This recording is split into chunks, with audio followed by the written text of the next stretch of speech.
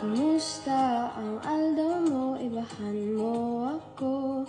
Lilibuton niya tong duwaan katikulan.